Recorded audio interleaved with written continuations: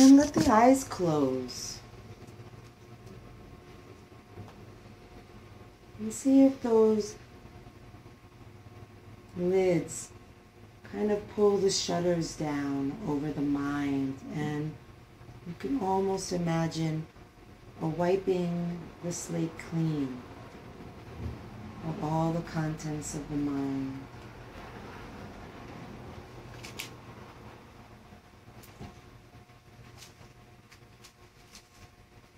And in this practice of vipassana or insight meditation, I invite you to begin bringing your awareness to either sound, breath, or physical sensation.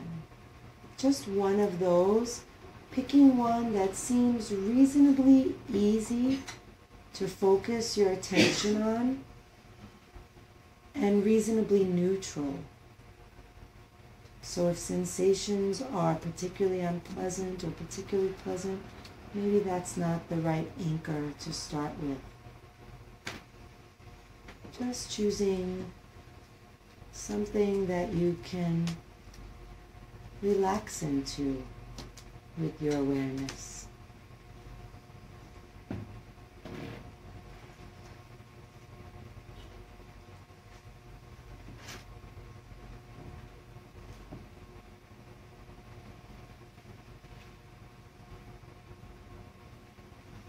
Allow your awareness to find refuge in this place, refuge from the typical chaos of the mind, knowing there's just this one thing to pay attention to, and nothing else needs your focus or attention right now.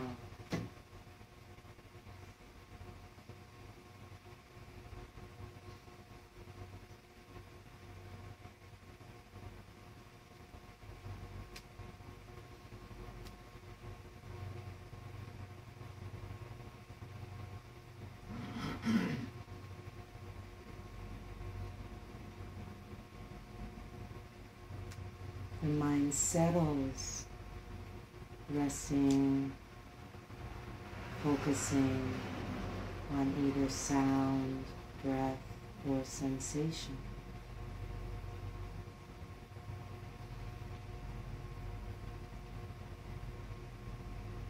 Just letting the dust of the mind fall.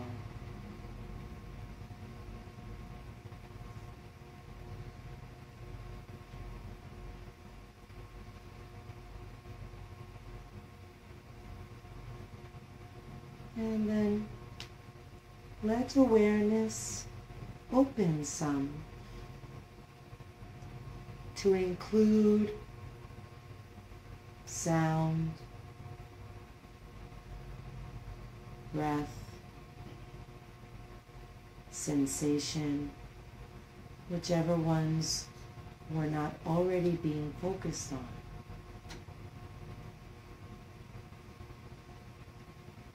They're already there. Breath is always there. Sound is here. Sensations in the body are present. Touch points. Movement inside. Just allow awareness to be aware of these things. Nothing to go after, nothing to fix. You're not seeking them. There's no need. They're right here. Just let the mind know them without judgment, without reaction. This is simply what's happening right now. And awareness is aware.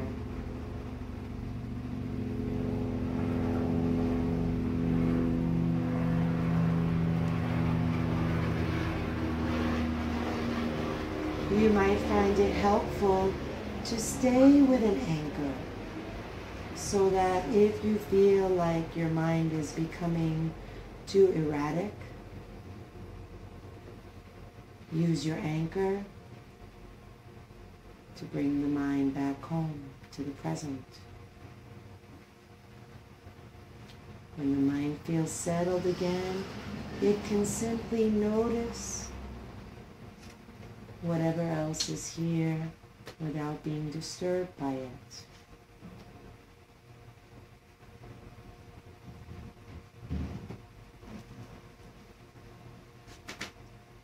Thoughts will come and go.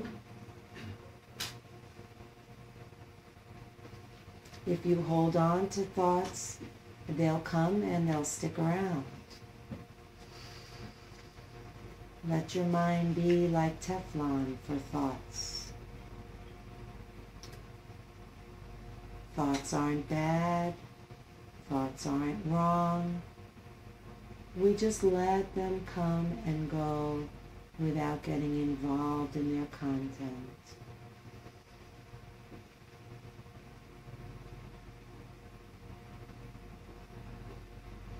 You might use the tool of noting just to see thoughts or thinking. You might use the tool of noting for all that awareness encounters. Sound, hearing, inhale. Noting is not the foreground of your awareness. It's just a soft, gentle notation, quiet in the mind, that just lets the mind know that it's connecting to that which it's knowing, that which it's observing. Noting may not be a useful tool for you. You may get caught up in the knowing, in which case let it go.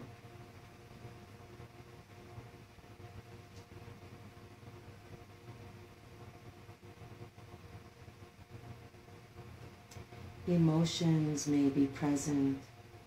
This is just another thing for the mind to be aware of. Nothing to figure out, nothing to make a story about. Just feel it. Notice what the emotion feels like. Be curious about what the mind encounters without needing to make a story about it.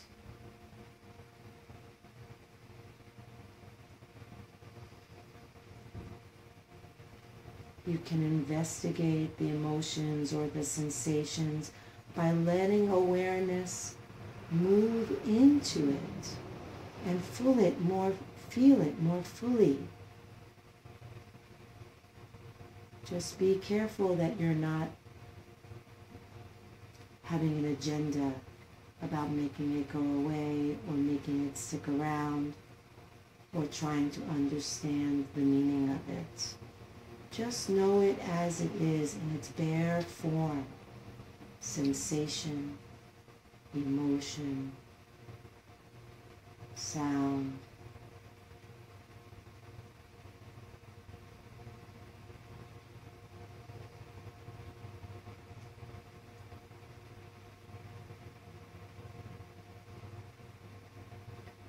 Some of the things the mind encounters may be pleasant, others may be unpleasant, and others still may be neither pleasant nor unpleasant, neutral.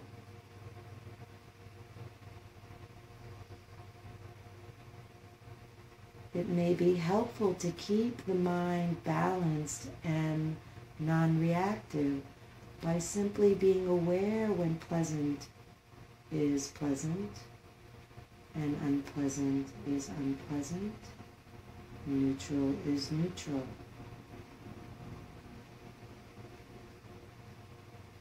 Knowing it for what it is, not clinging or pushing away or being confused.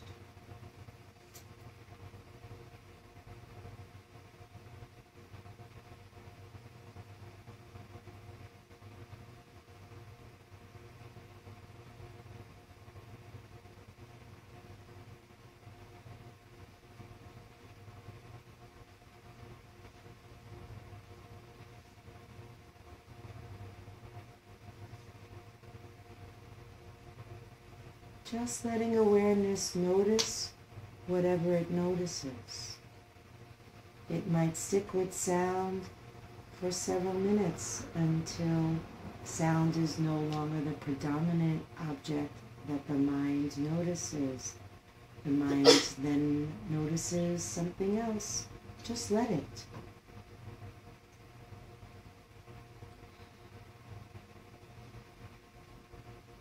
Try to practice without preference, encountering all that arises with acceptance and friendliness, welcoming it all. This is what's here now. My mind can notice it. Nothing else need be done.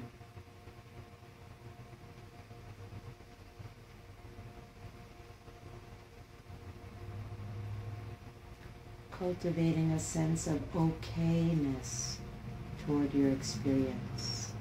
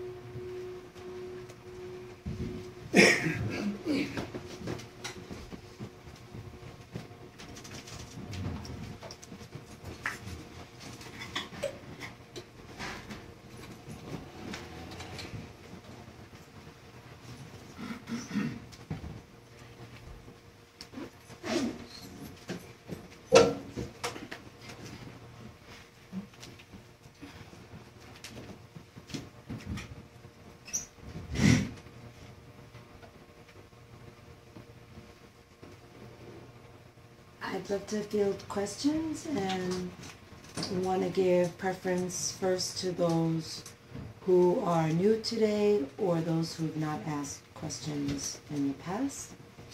And then we'll open it up if there's time.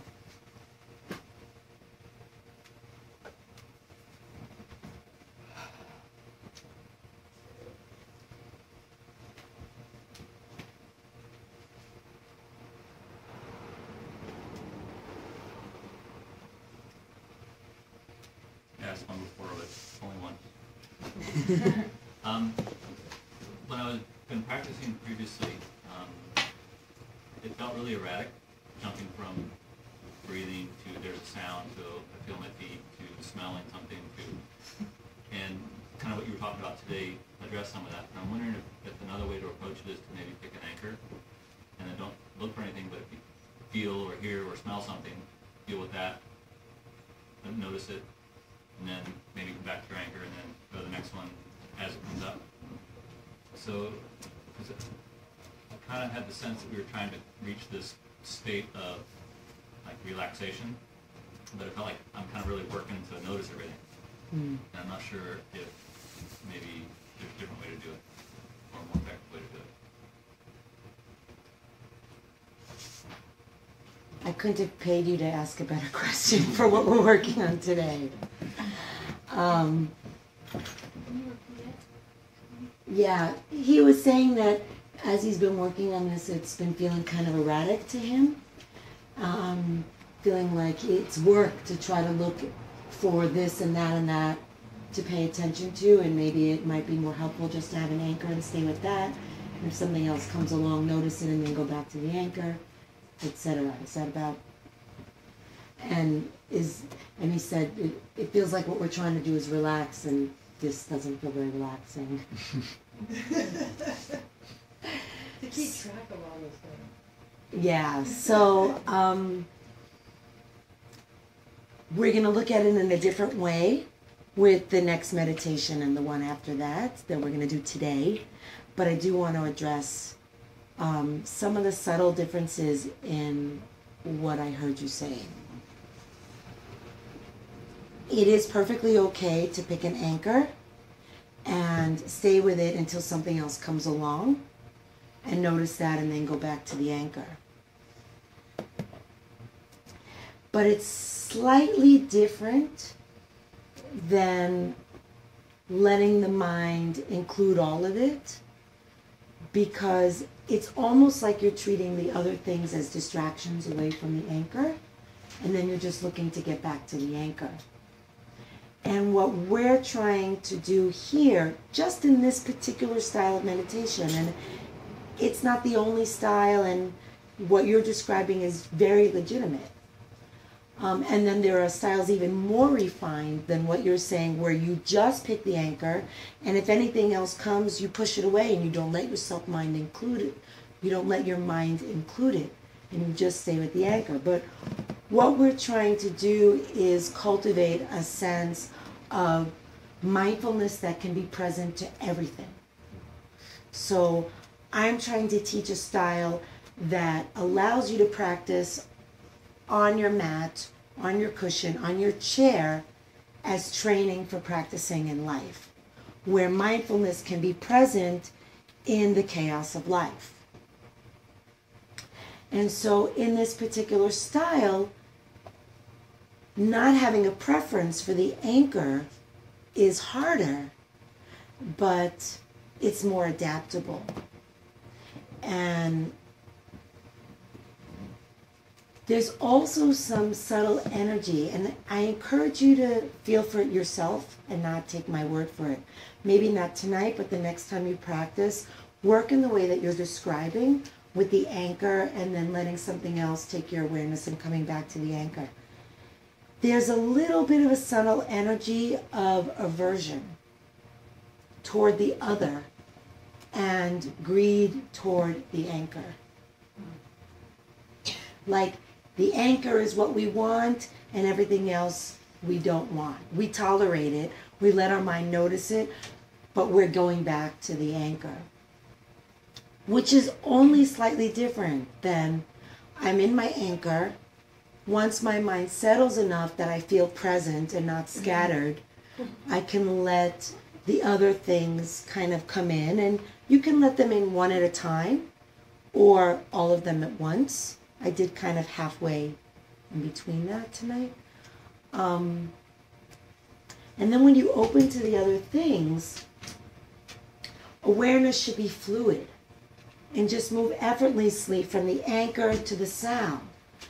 And then after you hear the sound, rather than needing to, rush back to your safety point in your anchor, to just still be fluid and see, oh, the foot, and oh, the shoulder, and oh, confusion. And it is a little bit harder. So it's noticing and experiencing rather than, like you said, going out and searching for, okay, what do I do? Right. That's where the work is. The work is in the looking for. There's no looking for. Sound is there. If there's no sound, the sound of silence is there. Most likely, if there's no sound, there's going to be something else that's there that can and may be known to the mind. Sensation is there. Breath is always there. So these things just arise and pass away. They come and go, and you're just watching it. You're not creating them, and you're not looking for them. You're just letting them happen and staying out of the way. And that's a big piece of this work, is to learn how to not be the doer. Because it's a lot of work to be the doer all the time. And we're usually the doer in everything else we do. And so when you meditate, you get to put the doer on hold. And you get to be the beer. You get to be the awareness that is aware. And everything that comes and goes will come and go. And some of it you'll like and some of it you won't like. And it's not about you. You take it less and less personally as you learn to sit in the seat of awareness more and more. It's like I said last week, nature unfolding, just like we can watch nature unfold. We wake up in the morning, we go outside, we see overcast, we see clouds moving, we see sun. Maybe clouds come back, maybe rain falls, maybe wind blows, maybe it's cold, maybe it's hot. From one moment to the next, it's all changing, and we're just aware of it. We're not in charge of it, and we couldn't change it if we wanted to. And to be okay with that is how to make peace with life. And to be okay with all the things that unfold and change within the being, and know that we're not in control of that and that we don't need to be, is how to make peace with the self. And then ultimately it is relaxing. But you're right, if you're going out looking for things, it's a lot of work. It's exhausting. Don't do it. Thank you.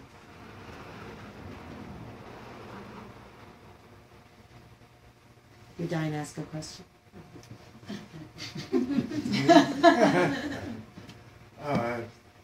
Just had two unusual experiences with the anger. Last night, my friend pulled me out in the evening to go to some place I've never been near UCSD, and then go on the beach in the evening and follow up on that hike in the dark. And I didn't know where I was in the light, so in the dark, I was starting to get a little nervous. I can't see. What happens if there's something ahead of me? I'm tireder than I thought I was going to be. What happens if I get in trouble? We're kind of alone in the dark. And I resorted to an anchor that I never use, because I'm not a good breather. I breathe very shallow. But I started to breathe. And this breathing was my focus. And it got me to the end. And by the time I got to the end, I was less exhausted than when I started, less fearful, stronger. And it was kind of an amazing situation. And then today I was reaching the peak of a period of anger. And the anger couldn't be me. It had to be this jerk, that creep, that insecure person. And the list went on, and you're lucky not to get in my way today, because I would have slammed you. And then all of a sudden, I thought of the sensation, and I know when the anger started. It just came to me that I felt a certain way at this time and that. And my body was telling me, and sensation has been my anchor, because I don't breathe, and, you know, sound, whatever. And, you know, now I have to get back to what happened with the anger. But the different anchors just held me in good stead the last 2 days. Thank you so much. Those are great stories. So unfortunately, not in position to kill anybody now. Thank you. I particularly like what you shared about anger, because if we practice, we can see that most emotions, and I would say all emotions, have a sensation in the body. And a lot of times if we're feeling the emotion, we're feeling it, but we're not necessarily mindful of it. Meaning the emotion is in charge.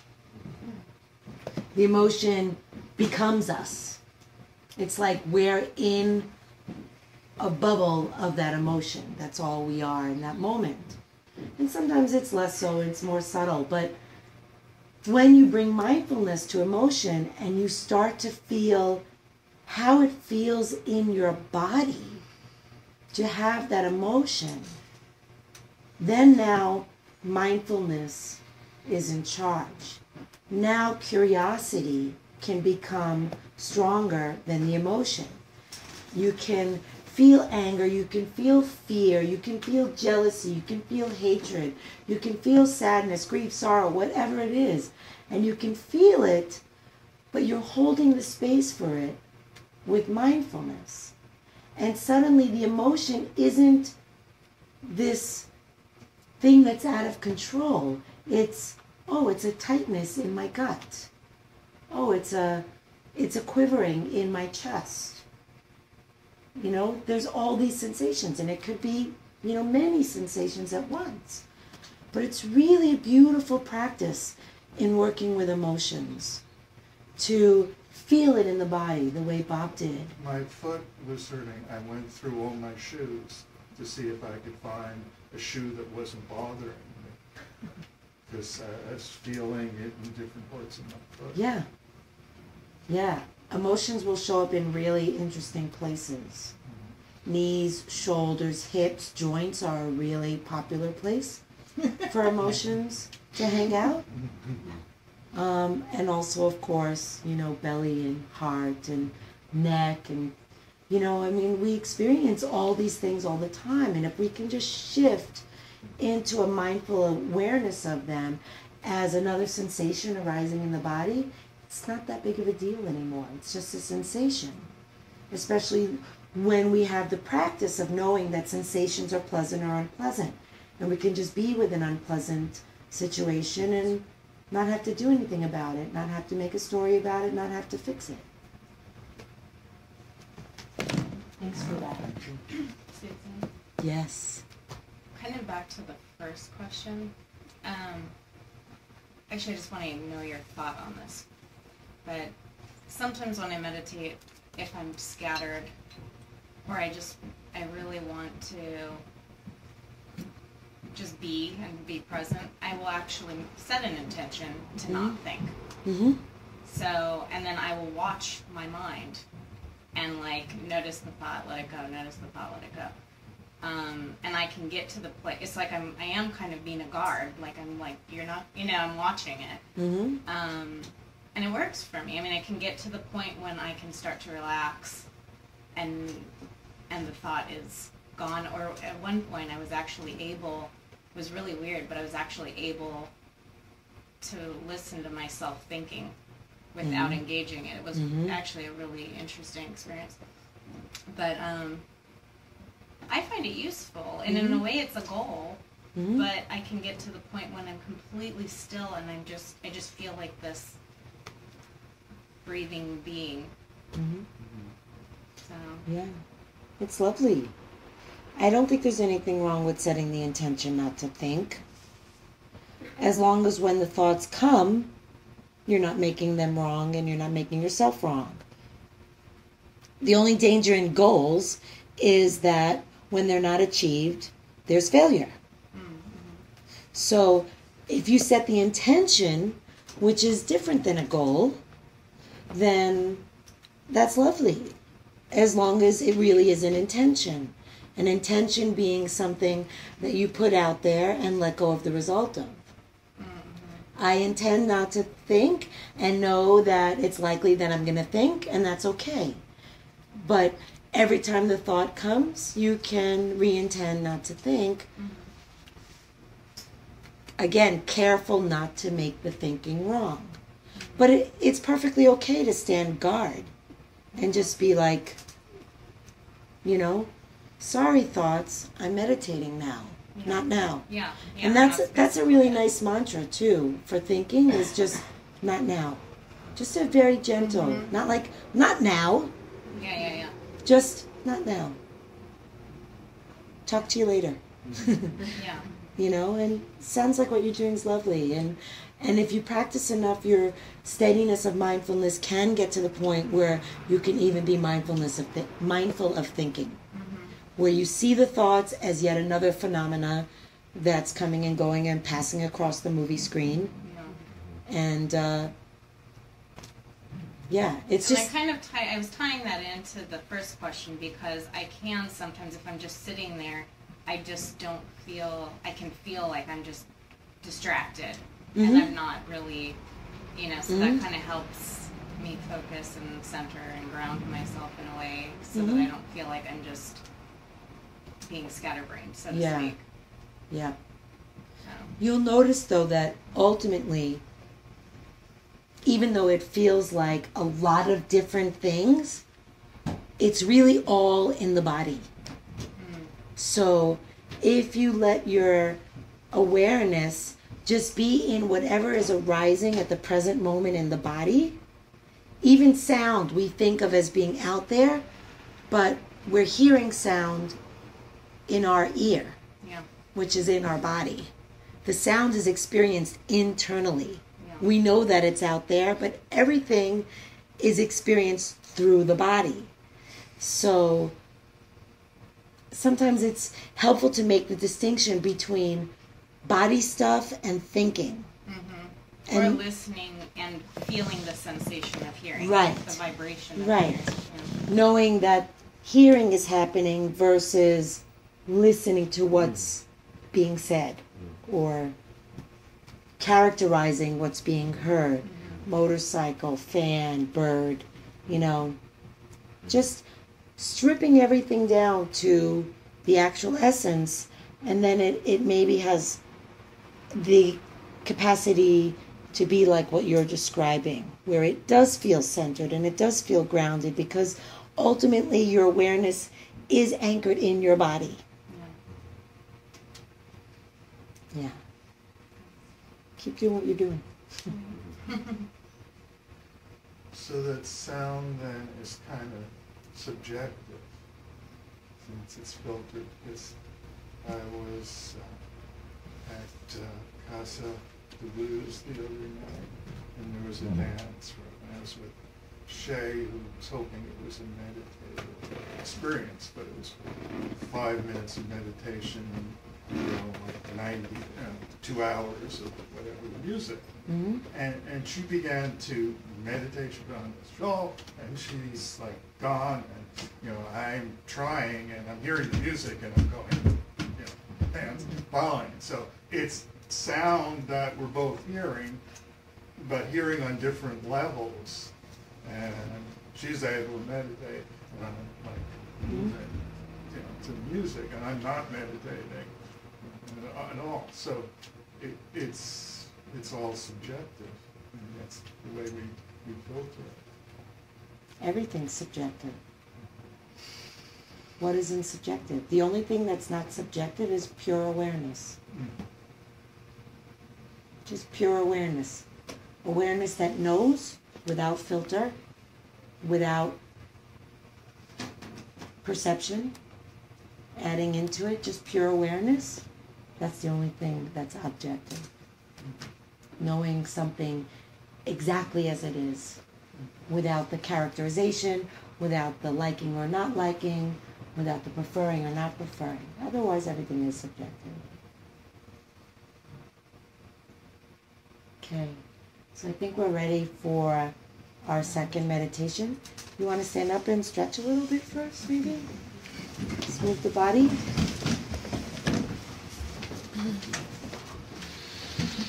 Just move any way that feels good to you. Let the breathing come with the moving. It's a good time to use the bathroom if you need to.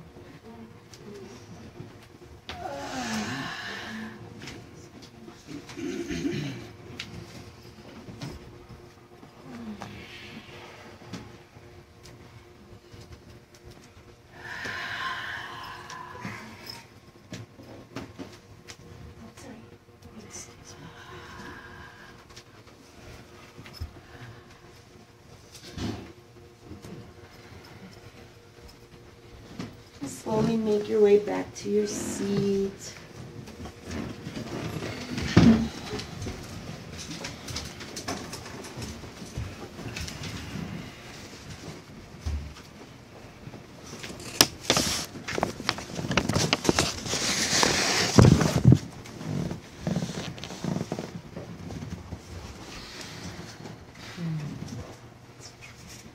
So this next meditation is generally known as big mind meditation, and I'm borrowing it from its creator, Joseph Goldstein, who is a teacher who is largely responsible for bringing these teachings to the West in, the last 50 years or so. And he has a center, Insight Meditation Society in Massachusetts.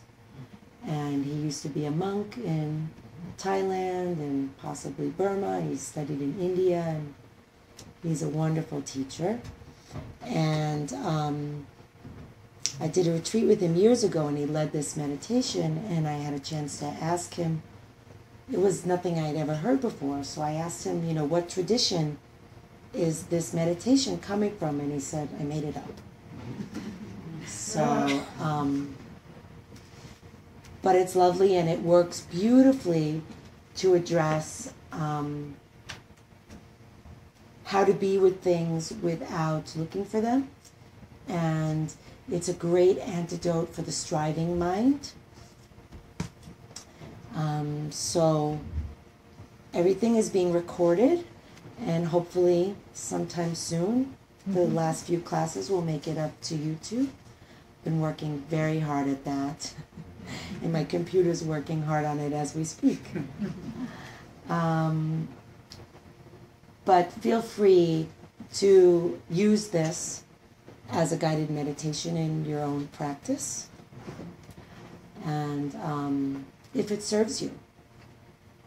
Not everybody likes it, so the good news is we're not going to do it that long. If it doesn't work for you, you never have to hear it again.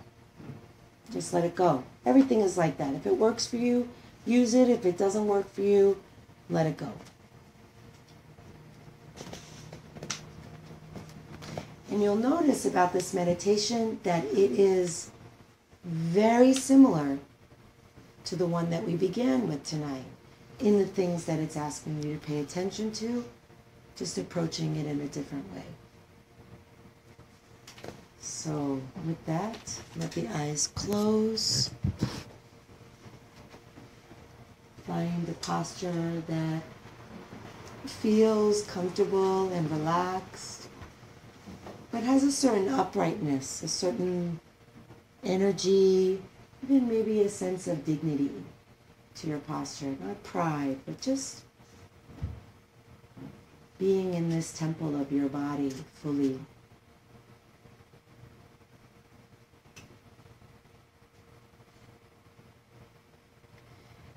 And we'll begin by opening to sounds.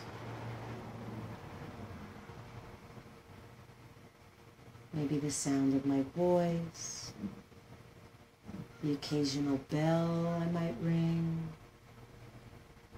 noises from the outside, noises from the inside.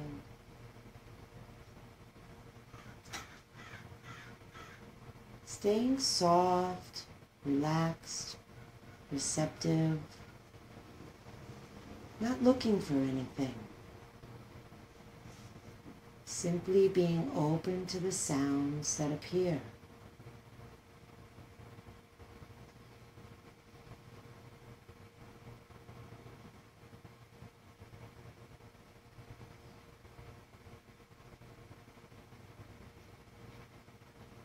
Let the mind be at ease, relaxed, open to whatever sounds arise.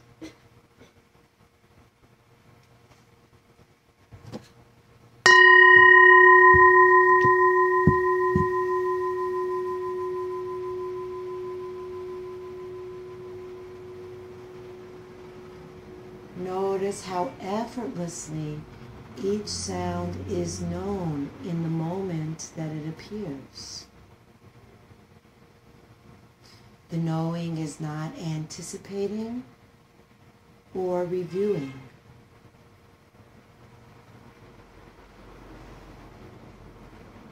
Knowing in the moment that the sound appears.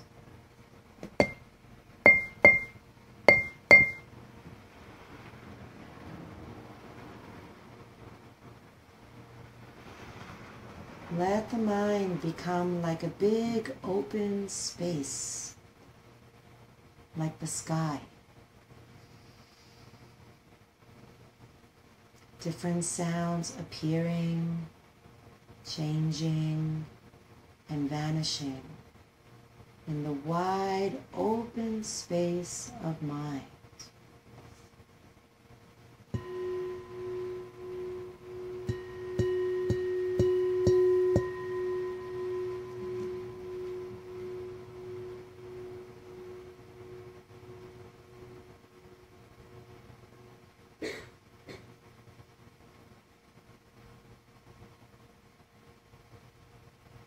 Staying soft, relaxed, receptive,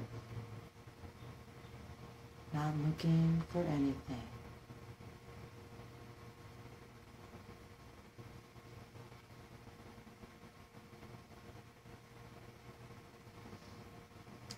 Open to different sensations that arise and appear in the open space of the mind. Sensations are points of feeling, like stars in the night sky. Open to the different sensations, appearing, changing, and vanishing in the open space of mind.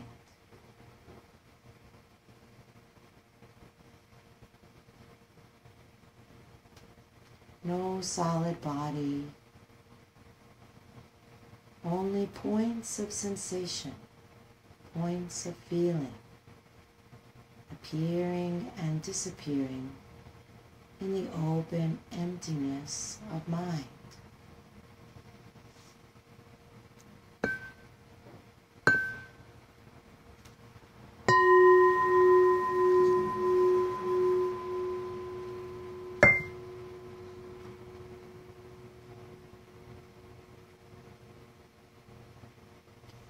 Be aware of thoughts, feelings, and images like clouds in the sky, appearing and disappearing in the open, empty space of mind.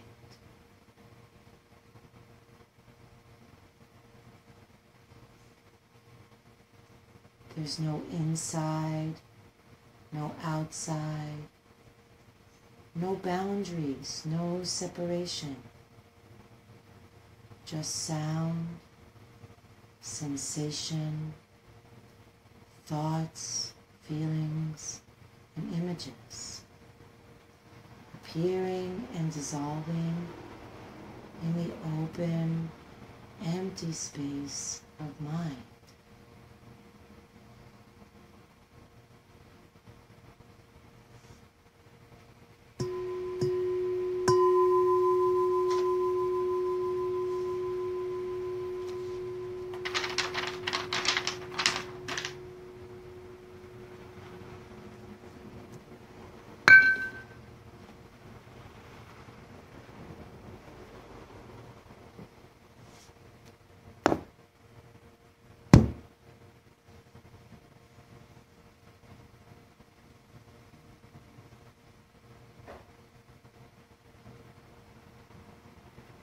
Staying soft, relaxed, receptive.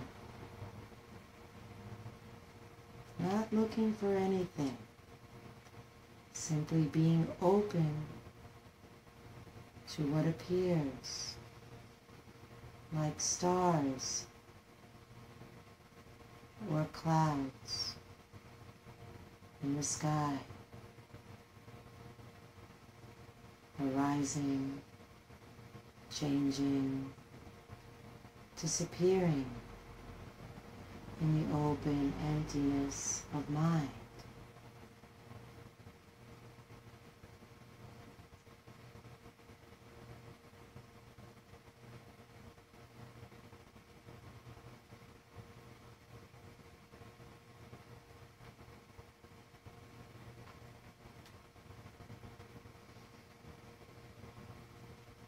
Experience directly your own mind. It's invisible, clear, without color, without form. Directly experience your own mind. Empty, open, perceiving, and yet there is nothing there. Look for it. There is nothing to find. Experience directly your own mind.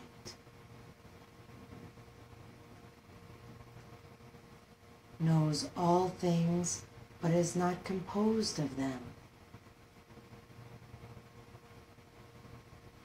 Directly experience your own mind. Open, empty.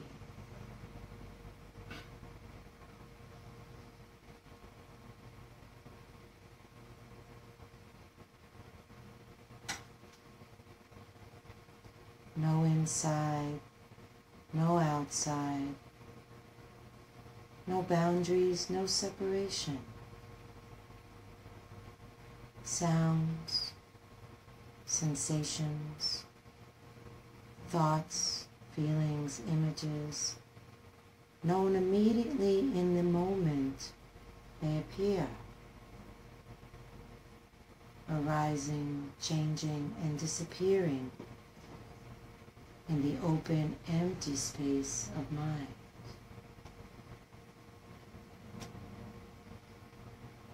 Experience directly your own mind.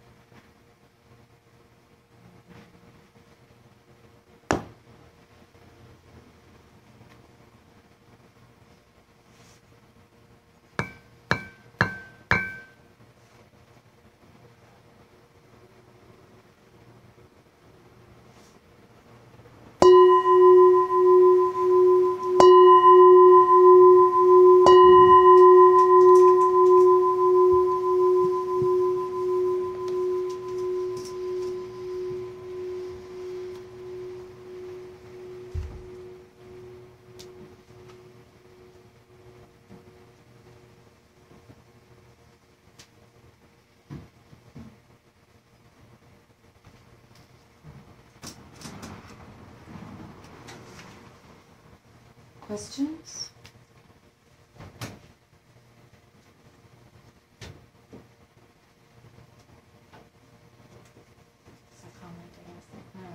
I definitely experienced that, the difference. Like when we first started, I was still feeling stirred up, and so every sound I would go to, and then it's like, which is kind of probably the same as any time I meditate. I start out going places, and then I have to come in, be in my body, and let the sounds meet me, rather than me going to them. So. And then it's peaceful, because when you're going to all those things, you're just pulling away from yourself in a way, and being fragmented. So, anyway. A little bit of difficulty during the part where you're supposed to experience your mind. This is kind of just, I don't know, it's pretty abstract. Yeah. We use the metaphor of the sky to help because it is pretty abstract. It's pretty esoteric. You know, what is the mind? Where is the mind? Where I look for it and I don't find it. It has no perimeter, it has no texture, it has no color. Where is the mind? So the idea of spirit experiencing the emptiness and the openness is hard. But it could be helpful if you really connect with the sky. That's how it was for me. Like I really had to imagine that my mind was like the sky. Like the sky doesn't have any shape or any structure, and you can't really hold on to the sky and find the sky, but there are stars in the sky and there are clouds in the sky and things come in and out of the space of the sky, and the sky is just holding it in its emptiness. And if nothing works for you, you never have to visit it again, this meditation. You know, it's not meant to be more confusing and more difficult. Oh, sure. But, so it sounds like it's kind of a way of contextualizing just the openness that everything is passing through. Okay. Exactly. It's an analogy which really kind of takes me back to what you shared, which is you can think of it like the mind is the wheel, okay? And let's say knowing is the hub of the wheel. And then all the things that are known are the different prongs or points on the perimeter of the wheel. And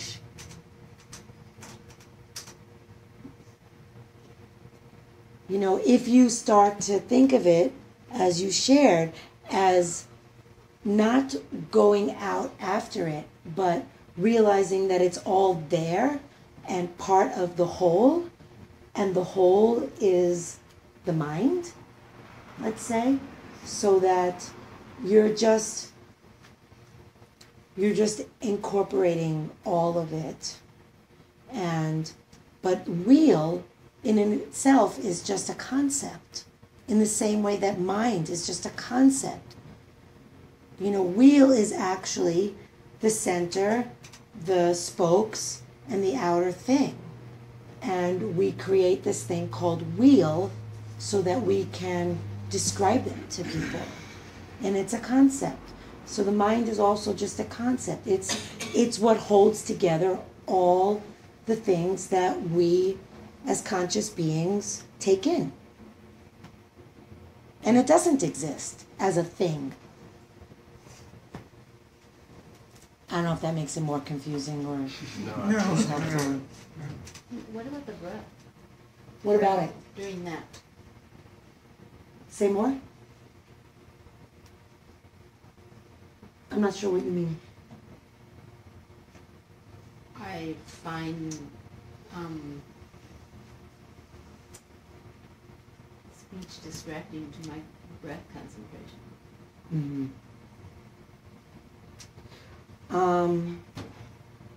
Yeah, if you're doing breath concentration, then yeah, probably you like silence. I can see that. This meditation isn't a breath concentration meditation. Breath is one of the things that is noticed by the mind. Breath has sensation. It's one of the sensations that the mind may have noticed. But there was no intention to focus on the breath in this particular meditation. Yeah. And if you like focusing on the breath, then this isn't the meditation for you. Let it go. I felt like I was dreaming, like I was so relaxed that I don't know what I was listening to or not listening to, but you know, and then when you rang the bell at the end, I thought, oh, okay, I can come back now, but I was gone. Yeah. This meditation is very conducive to spaciousness, and spaciousness for some people is really helpful. Bless you. Thank you. And for some people, spaciousness is a slippery slope that goes into spacing out. And if you're of the spacing out inclination, then maybe you want to do a practice that's less spacious and more centered on objects, like what she was saying. So, which reminds me of a point that I wanted to make, which is that this meditation, being more spacious, is also a way to start shifting our focus away from the objects and into awareness. So I spent the last several weeks reviewing with you, focusing on different objects, and basically now saying, let it go. Because ultimately, the objects are not what's important. What's important is the mind. We're not training in this practice to control objects. We're training to control the mind. Now, objects are useful because we can see how the mind, when focused on objects, reacts to them, and we can start to learn how to be more in control of the mind so that it's less reactive. But you can also start to transition completely away from an object-centered meditation and still acknowledge all the objects because they're going to be there and the mind is going to receive them. But the mind is spacious and the awareness is aware of the mind. Question? When I was doing that, particularly when it kept saying, like, feel the mind, I kind of saw this image or had this feeling like a solar system. Mm-hmm. That the planets and the moons were all out there, but they're not directly connected to each other than by some gravitational force. Right. And so I saw openness here, but I had sensation points like the planets. Like in my arm, I felt pain. In my ear, I felt like I had a wisdom tooth or, you know, a real bad sinus condition where it's like drilling pain and then the pain's going there. But like the bones are only attached through some gravitational force, not you know, through a muscle structure or anything. like that. And they're out there, but Mhm. they're connected in a different way, or disconnected in a different Yeah. way. So basically, you got the idea, which is another one of those esoteric things, like, let go of the body. There's no form, there's no boundaries, there's no separation. It's just sensations and sounds and thoughts and images, and it's all kind of floating in the space of awareness. It's like the cartoon of the guy who has clouds at Mhm. the top of his head. Mm-hmm. Yeah. Cool. So, The yeah. sounds were interesting because I like that. Well, I have one of those bowls at home, and I emit it just because I like the sound, and especially when you do it where you can make it resonate a little longer. Yeah. So I like that sound, but that is very to me it's very light sound. It's sort of expansive. It's like bang, and then you hit something that was very a flat sound. It was like wood or something. Mhm. It was interesting how the difference of the tones, how that resonated with me. Yeah. So you notice liking, not liking, or preference. Yeah, I mean, I And- didn't dislike the Right. flat, but I Mhm. liked the bright more. Yeah. So you had an awareness of your mind. Your mind has preferences. And you are aware of not just the sounds, but the way the mind was conceiving the sounds as some being liked more than others. It's great. So this is kind of the next step from what we did last week, where we were talking about pleasant and unpleasant and neutral. The final thing that we are looking at, so we had sounds and breath and sensations and thoughts and emotions and feeling tone, pleasant, unpleasant, and neutral. The final thing that we're looking at is the most subtle and the most important, which is what the mind does with all of it. So to look at a sound, you can be interested in the sound, and that does create a certain level of stillness of the mind, and therefore focus, and therefore clarity. And it's all extremely helpful. Anything that gets the mind to be within your own domain and not, running amok is useful. So if it's just meditating on the breath, great. If it's just meditating on sound, great. All of it is great. What we're looking at today, the culmination of everything we've looked at so far, is what we do as the last piece of all of it. So last week I talked about the chain of events, so to speak, the dependent origination, and how consciousness is, and how there's perception, and how there's feeling and mind, and body and mind, and how there's pleasant, unpleasant, and neutral. There's all these things that we have no idea are going on, that are going on in any moment of awareness.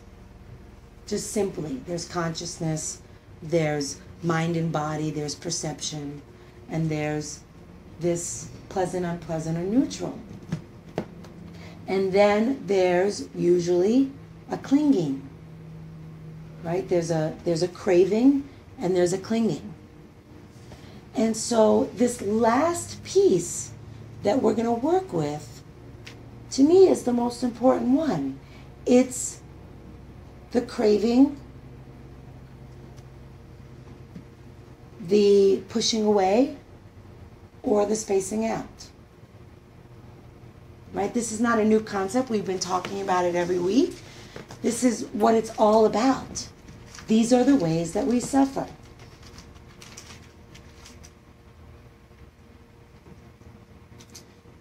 We either want don't want, or don't know. That is how our mind works. In every moment, in this moment right now, you're either wanting something, you're wanting it to be cooler, you're wanting it to be over, you're wanting a more comfortable chair, or you're not wanting something. You're not wanting the sensation in your knee. You're not wanting, the feeling of thirst in your mouth.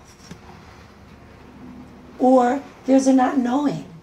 There's a misperception about something in reality that you're perceiving as other than it is. Like, for instance, you're taking it as being personal. Like that thirst is somehow your thirst. That the heat is somehow your being hot. And that's really what's going on all the time. We're wanting, we're not wanting, or we're misconceiving or misperceiving things. We're confused. We're deluded. We're spaced out, perhaps. We're not knowing. Not knowing reality can mean misperceiving it or not perceiving it. So generally these things are called craving, aversion, and delusion. Craving, wanting, aversion, not wanting, delusion, not knowing reality for how it actually is. And so when we can start to open the space of awareness and we can start softening our attention on the objects, there's more room to be aware of the workings of the mind. And when you're aware of the workings of the mind, you have the power to free the mind. In a moment that you're aware of craving, instead of being caught by the craving and having it become clinging, which is always a state of suffering, you can feel the craving. You can recognize in the mind craving is occurring. This is powerful. I mean, there is nothing that will free you more than this, because we are literally walking around like slaves to our cravings, our aversions, and our misconceptions or our checking out. All the time. We're not free to live fully in the present because we're caught. You can't just simply enjoy something if in the enjoyment there's also that need that it's better, or that it'll last, or that fear that it'll go away. You fall in love with somebody and you're afraid that they're not going to love you. You can't enjoy the feeling of being loved or in love because there's craving. It's always there. Check it out. Do you think that checking out or spacing out, don't you think that could be also a symptom of craving or pushing away when you can't control it? So like you have an aversion to something but you can't change it, so you just check out so that you numb yourself. Yeah. Generally it's said that the delusion part is present all the time with craving and with aversion. It's usually described in a different way than what you're saying, but yeah, I absolutely agree. We all have strategies for our suffering. And generally, craving is a strategy, aversion is a strategy, and checking out is a strategy. And checking out could be a strategy to the not liking.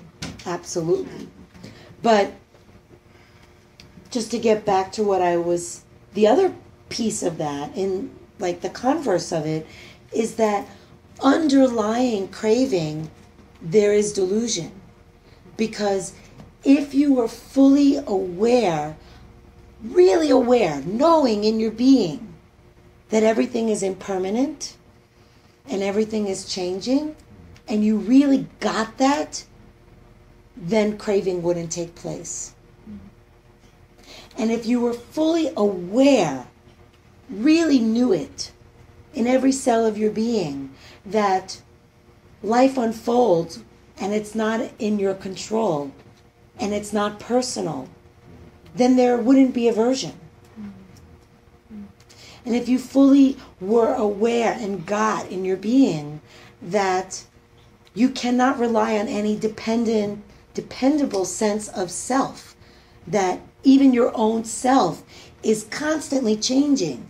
Your cells are dying and regrowing all the time. Who you think you are in this moment is not who you will be in the next moment. Nothing is dependable. Nothing can be counted on as solid.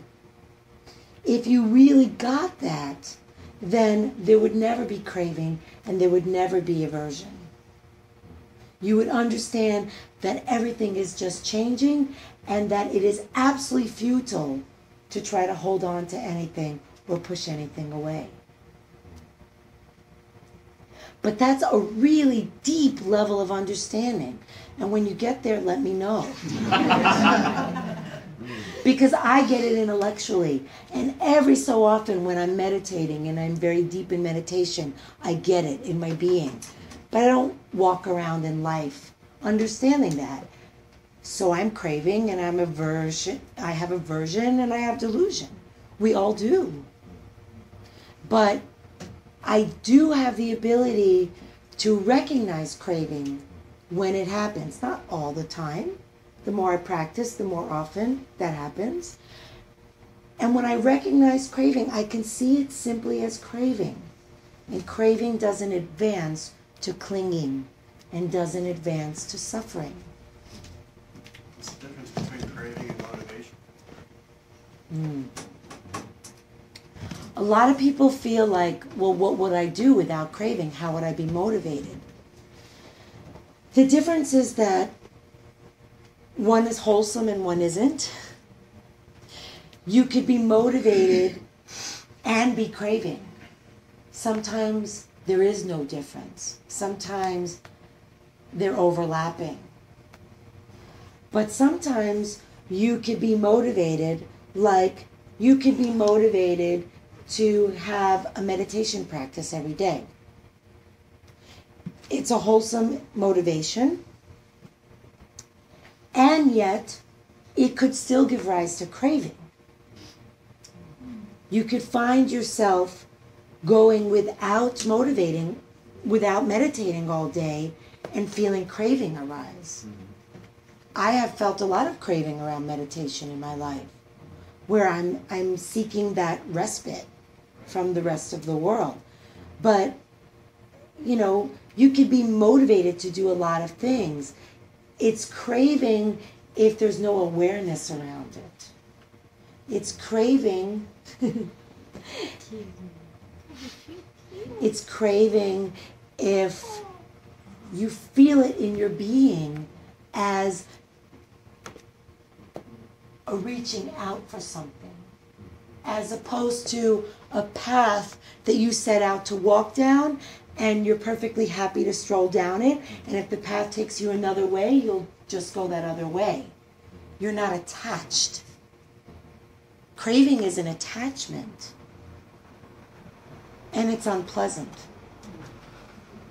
And so if you're ever questioning, is this wholesome motivation or is this craving, check in with your body and see how it feels.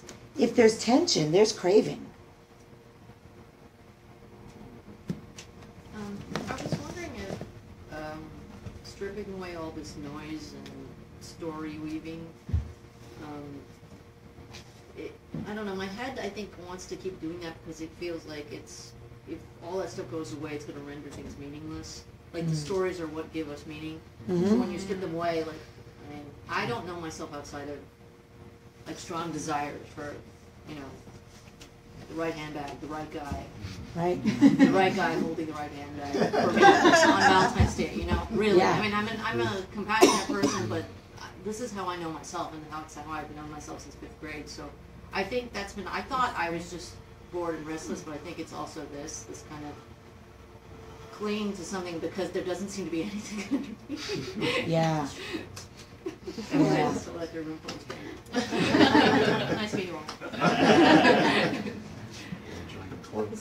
Yeah, I mean, most of us define ourselves by the stories of who we perceive ourselves to be.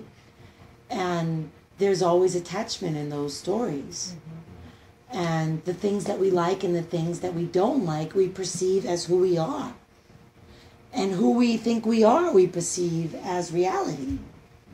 And we're pretty much all afraid to death of there being no ground, of not being in control or being in the open, empty space of awareness.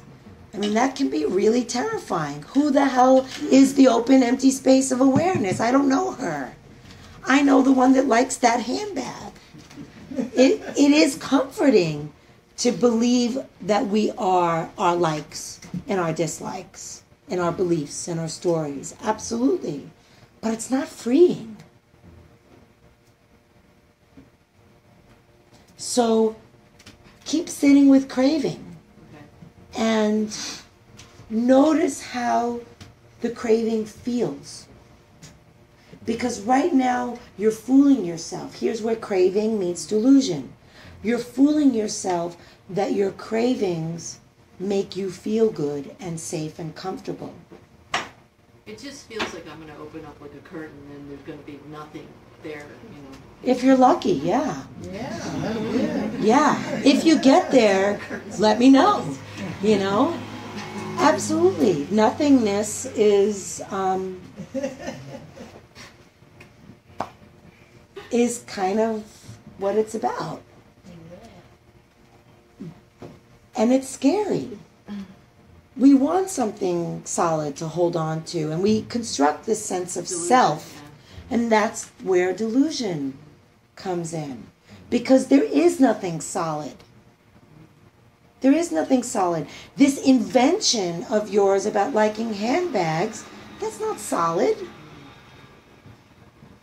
You know, that's a fabrication of the mind. So, pay attention to it. You don't have to change it. You don't have to change anything. Just pay attention to it. Just notice how it feels to identify as this, as that. Notice how it feels to have the craving for the perfect guy, the perfect handbag, the perfect job, the perfect house. You know, the Stepford wife. You know, notice it. And just notice it. You don't have to do anything about it, but feel it. Get to know that. Because the craving for the object is a little bit closer to who you are than the object itself. And it's still not who You're you still are. maintaining there is a me behind the... Right. Right. Not convinced, but okay. Yeah. Okay. So I thought that we would close with one final meditation. And this time we're going to do basically the same meditation that we just did with the big sky, but we're going to let go of the metaphor. So what we're going to do is we're just going to soften the edges of our awareness. We're going to shift, like I've been saying about the noting, how the noting is like just a little drop in the mind that says thinking, if you've been using noting. Now we're going to soften the objects so that it's not breath, it's not sound, it's just awareness. It's resting in the field of awareness, and really when you're doing this, there's no reaching out for. There's no looking for. There's no doing. You're just resting the mind in spaciousness, in awareness, and just seeing. Boop, boop. This appears. That appears. Here's a knee. Here's a breath. Here's a sound. Here's a foot. Here's a sadness. Here's a thought. All of it. Just all of it. Some of it 2, 3 things at once. And the nice thing about doing this is that you really get to see how the mind works. You're basically still meditating on the same stuff. Your mind is still just being present to all the various things that come into the mind. But you may start to notice. So I gave an example. I don't remember if it was the first class or if it was the pre-class, the introduction to the series. I gave an example of the last time I was on retreat where I was having pain, and I was noticing that the pain arose, and then I immediately felt like a sense of despair and depression. And I was paying close enough attention to notice immediately pain and then like a feeling of depression. And they seemed very causally related to me. And I just thought that the depression was because of the pain. And it happened like this. But I was meditating in this way. Spacious, open, resting in awareness itself. And it was almost like everything was now in slow motion. And I could see I wasn't so hooked into the various objects. So there was space to see, read between the lines, so to speak. And what I noticed was that there was pain, and then there was the quick, most nearly invisible thought that went something like, it's always going to be like this. And from that thought, despair arose. Because if I was just in sensation and noticing unpleasant sensation without that thought, there would not have been the emotional response. But by practicing in this way, I was able to see what intervened in there and what actually caused that moment of depression. And I could see that the thought was just a thought and that it wasn't the truth. And I didn't purposely let it go, but I saw clearly there was a thought. The thought is just a thought. The thought isn't the truth. And then I was just back. No depression, no despair. I mean, it lasted for like 3 seconds. But everything became clear to me in that moment because I was in awareness. So when you get stuck in the objects, sometimes you miss the most important stuff, which is the causal connections that create our suffering. In this case, delusion was present. Aversion was present. I could see that. And in the seeing, I was free. And I was back into my happy little pleasant, So, that being said, I want to say that this is very difficult. What we're about to do is very difficult.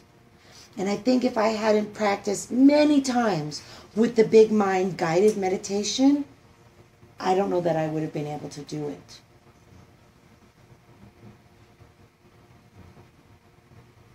But try it. Okay? And just do the best you can.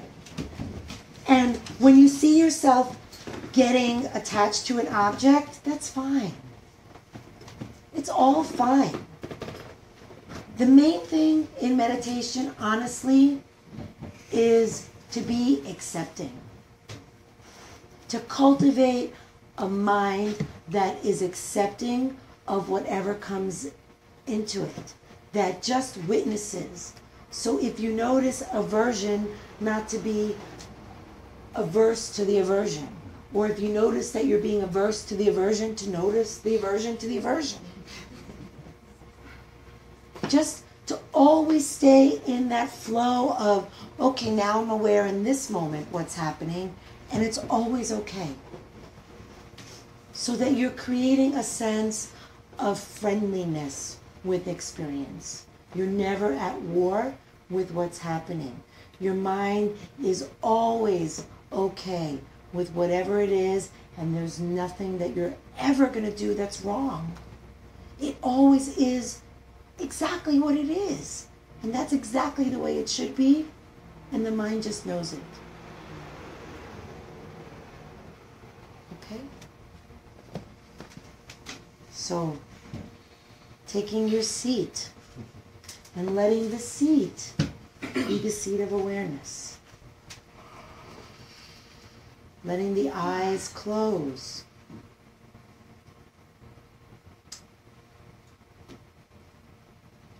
Letting yourself emphasize that which sees inside, that which experiences, that which knows. And you might just begin grounding yourself in sensation, feeling your buttocks on the cushion, on the chair, feeling your feet, feeling your hands. Just letting your mind find its way into being in the body. Maybe aware of breath. Maybe aware of sound.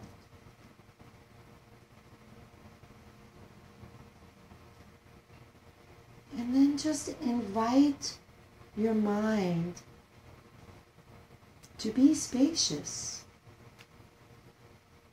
to be relaxed, to be open.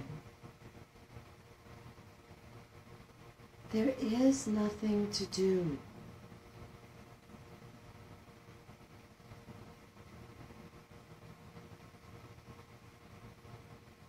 The mind receives whatever appears in the open space of mind.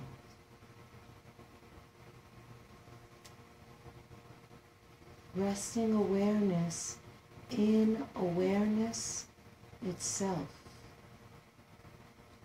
Letting awareness do its job. Letting awareness simply be aware of all that comes into the space of awareness. Not just the things, but the liking or the not liking of those things. The leaning into or the pushing away from. The preferring.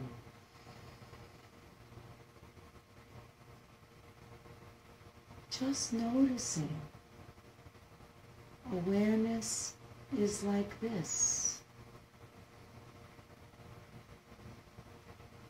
It is not a doing. Awareness simply is.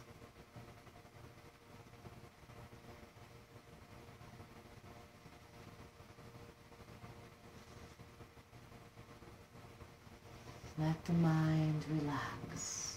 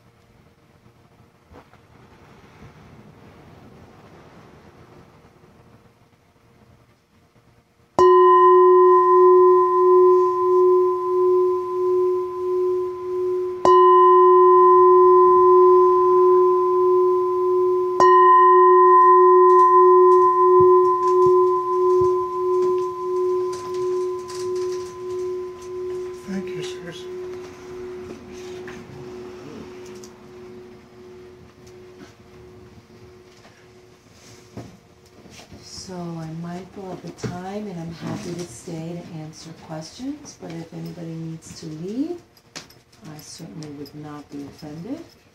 It is after 8:30. But if you have some questions,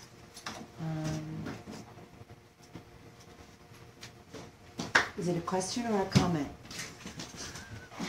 I want to take questions first. It is a question on dealing with a new pattern that's developed with meditation, Yeah. which is a good thing, but then craving comes in and ruins it. So, Yeah. Craving comes in and ruins it. I noticed that I respond in certain situations differently Right. since I started to meditate. Yep. Rather than being bummed out in some situations, something that seems like magical to come along to lift me up, Right. but I can't sustain it. My craving is to sustain this, and then I feel worse than I did before. Right. Because craving is not pleasant. Yeah. You can't sustain anything. But this keeps, it's like a cycle. I go to a situation, I encounter a problem, the magical thing comes along, Right. creates this very pleasant situation, Right. then it disappears, and the cycle keeps starting. And I don't understand the cycle, and the craving keeps spoiling it.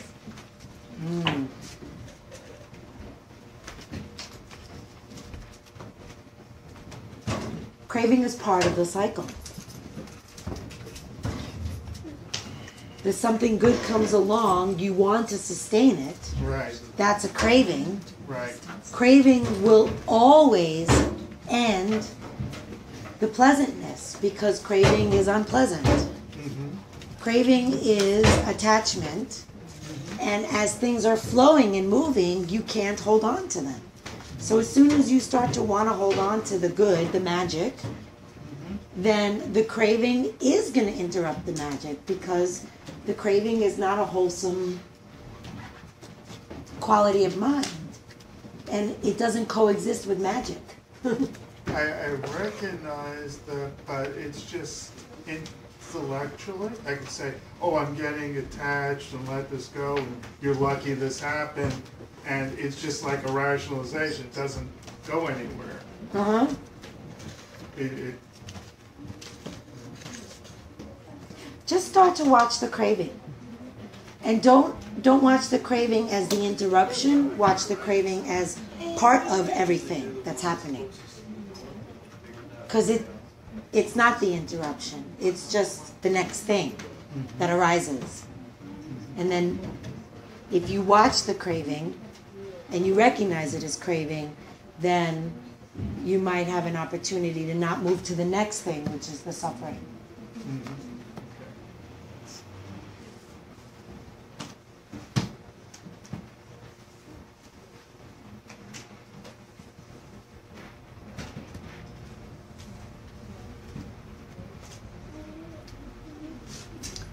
Okay. Yes. Do you have any comments about dealing with fear? Like, because I find that when I notice, okay, there's aversion right there, or there's craving right there, that if I kind of go back steps before that, there's fear. Like, if I don't have that, well, then, you know, I'm going to wind up on the street because I won't have a job and blah, blah, or I'm going to be alone forever and be like my Right. mom, or, you know, Right. or if that happens, that thing I'm averse to happens, then there's going to be this catastrophe. Right. And there's, like, this, Right. it's fear behind that generates Mhm. all of it. Yeah. And what you're describing is that you're also aware that behind the fear is a thought. That the fear is arising from the thought, the story, the belief. Right? Right. If this happens, then this could happen. It's just a thought. It doesn't exist. You're making it up. So you're basically writing a fairy tale with an unhappy ending. It's just a fairy tale. So it's great that you're noticing that the fear is based on these stories. Because if you can start to notice the stories and recognize them as just stories and not believe them, then there's no fear. That being said, working with fear, since you're not there yet, and the stories are happening and they're giving rise to fear, is feel the fear in your body. As soon as you connect to the present sense awareness, you're in mindfulness and you're not caught. Feel what fear, this is what fear feels like in my body. I have awareness that I can bring to the feeling of fear. I am no longer this fear. I can be aware of this fear, and it doesn't have to take over. And in the feeling in the body, you might actually start to notice that that too is elusive and changing and not you and not personal and not so scary.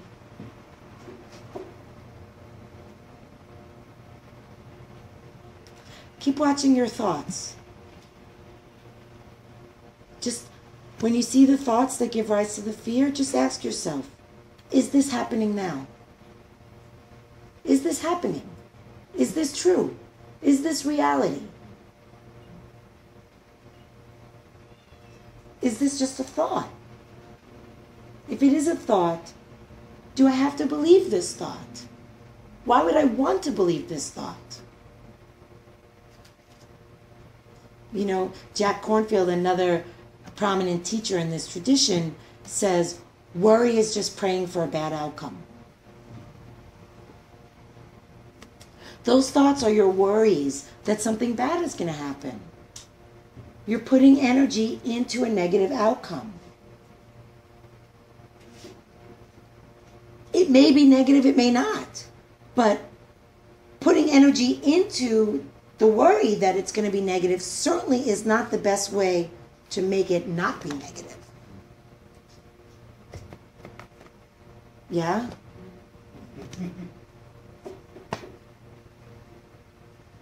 See, sometimes I think that if I let go of whatever it is,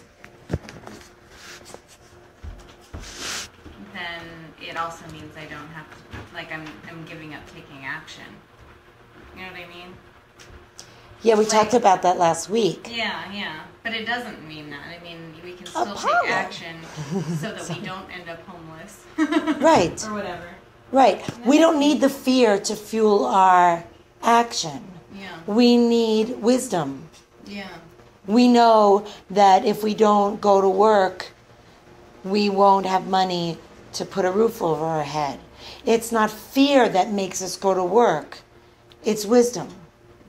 But when fear is fueling your action, there's going to be a lot of suffering in that action. If you view going to work as, wow, this is how I'm taking care of myself, this is how I'm praying for a good outcome, then the same act, you know, like you plant a bad seed, a tree will grow, the fruit will be bad. You plant a good seed, the tree will grow, the fruit will be good. You know, in Buddhism, we have this idea about karma. Karma is action, but it's also intention.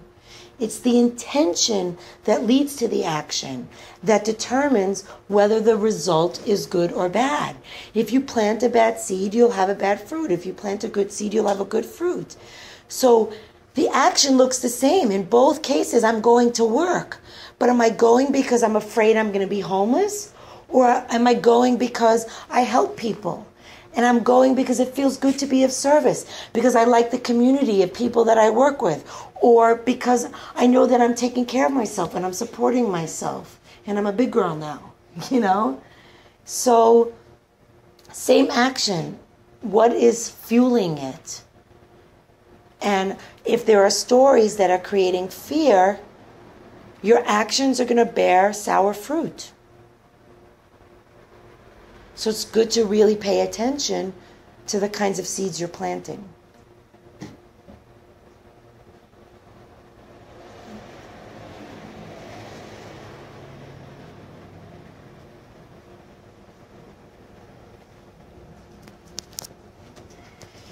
Thank you.